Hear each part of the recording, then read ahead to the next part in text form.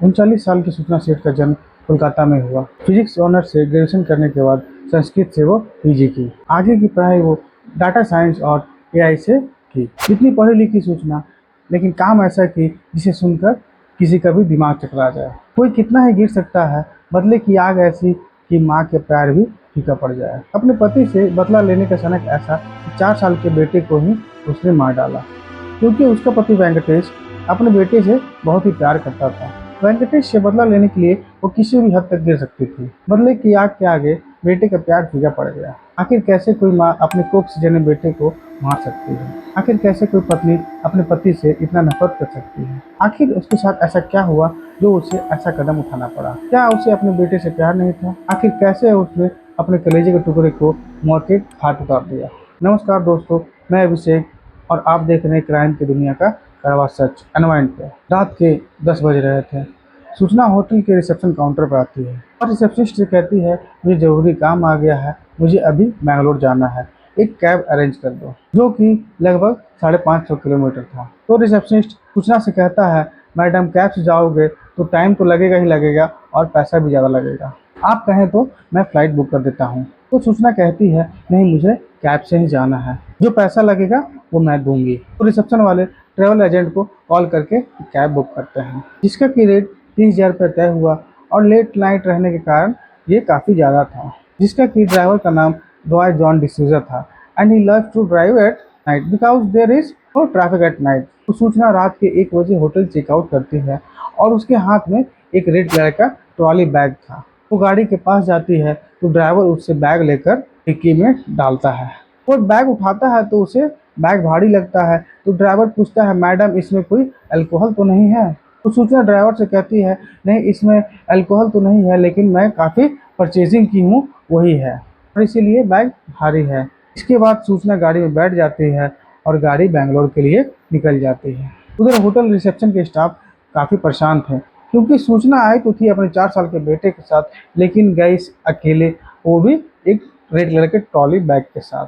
उधर सूचना की गाड़ी पराठे भरते हुए बेंगलोर की ओर जा रही थी। इस बीच ड्राइवर सूचना से कुछ बात करने की कोशिश करता है, लेकिन सूचना ड्राइवर से बात नहीं करती। वो चुपचाप पीछे की सीट पर बैठी रहती है। सूचना के जाने के बाद होटल स्टाफ उसके रूम की सफाई करने जाते हैं, तो वहाँ उसे ब्लड स्टेन मिलता है।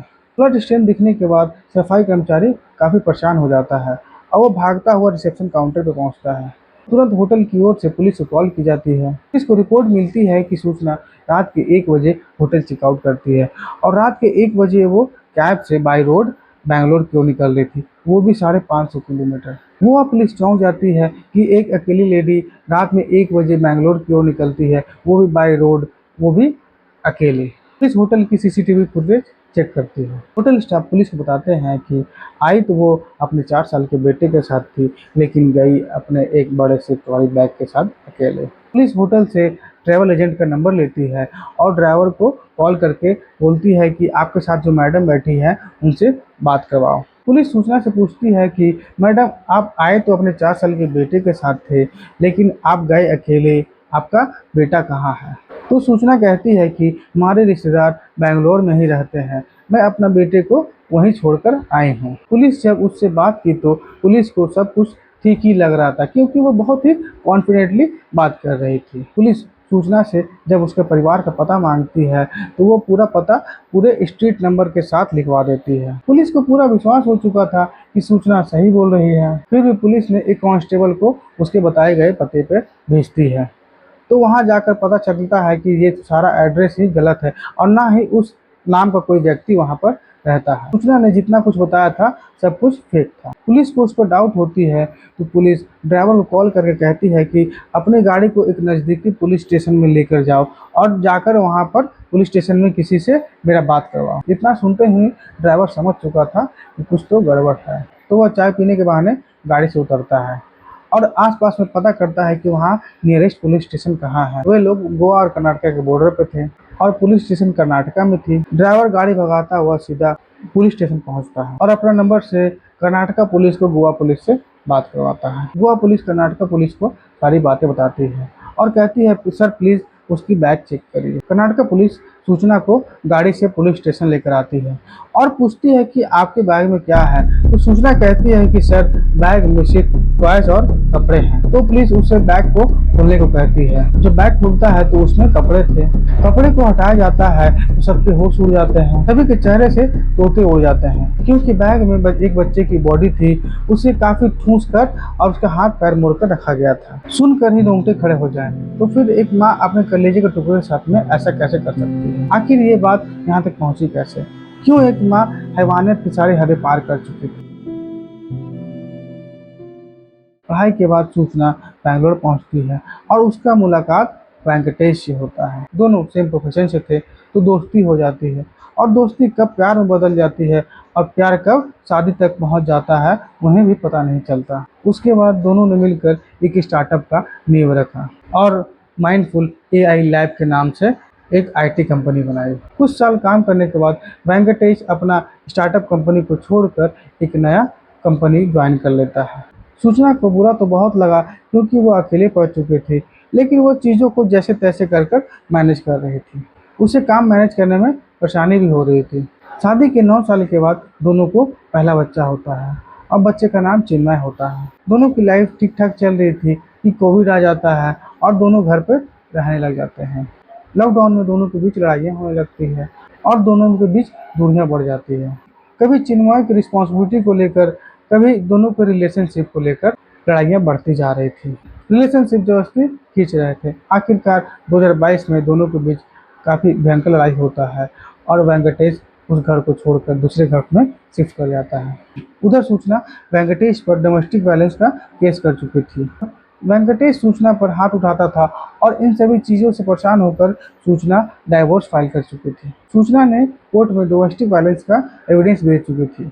ये सब देखकर कोर्ट ने वेंकटेश को सूचना और चिन्मय से दूर रहने का ऑर्डर दिया था। कोर्ट के इस डिसीजन से सूचना को काफ़ी राहत मिला।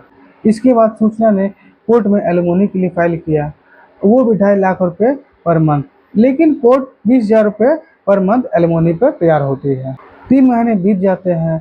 सूचना को अपने एलिमोनी का रकम मिल रहा था, लेकिन वेंकटेश उधर अकेला फील करने लगता है। उसे अपने बच्चे की याद सताने लगती है और वो चिन्मय से मिलने की कोशिश भी करता है, लेकिन सूचना उसे मिलने नहीं देती है। तो वेंकटेश कोर्ट में अपील करता है कि उसे अपने बच्चे से मिलने दिया जाए। तो कोर्ट उसे अपने बच्चे से मिलने की इजाज़त दे देती है, वो भी महीने में 4 बार संडे को। लेकिन सूचना कोर्ट के इस फैसले से नाखुश थी। वो वेंकटेश को खुशी के एक पल भी नहीं देना चाहती थी, क्योंकि वेंकटेश अपने बच्चे से मिलकर काफ़ी खुश होता था और ये सूचना को पसंद नहीं था। वो वेंकटेश को खुशी के एक पल भी नहीं देना चाहती थी। कोर्ट के ऑर्डर के बाद पहला संडे आता है और सूचना पहला संडे को टाल मटोल कर मिलने नहीं देती। उसके बाद दूसरा संडे भी आ जाता है, तो वो किसी बहाना से फिर मिलने नहीं देती है। इसी तरह तीसरा संडे भी निकल जाता है। इसी तरह वेंकटेश की बेचैनी बढ़ती जा रही थी। उसने सूचना से साफ कह दिया कि इस संडे को अगर तुमने मिलने नहीं दिया तो मैं सीधा कोर्ट जाऊंगा। और चौथा संडे भी आता है और इस संडे को वेंकटेश को इंडोनेशिया जाना पड़ता है किसी जरूरी काम के सिलसिले से। ये बात सूचना को पता चल जाती है और वो चिन्मय को लेकर बैंगलोर से काफ़ी दूर निकल जाना चाहते थे। वो बेटे को लेकर गोवा चली जाती है और वहाँ पहुँचकर होटल सोल बनियान ग्रैंड में रूम लेती है और होटल में पता करती है कि गोवा में कहाँ कहाँ बेटे के साथ घूमने जाएं, और 3 दिन अपने बेटे के साथ वह घूमती है। चिन्मय को क्या पता था कि लड़ाई क्या होती है, मम्मी पापा के बीच में क्यों लड़ाई हुई है। वो बस अपने पापा को वहाँ बहुत मिस कर रहा था।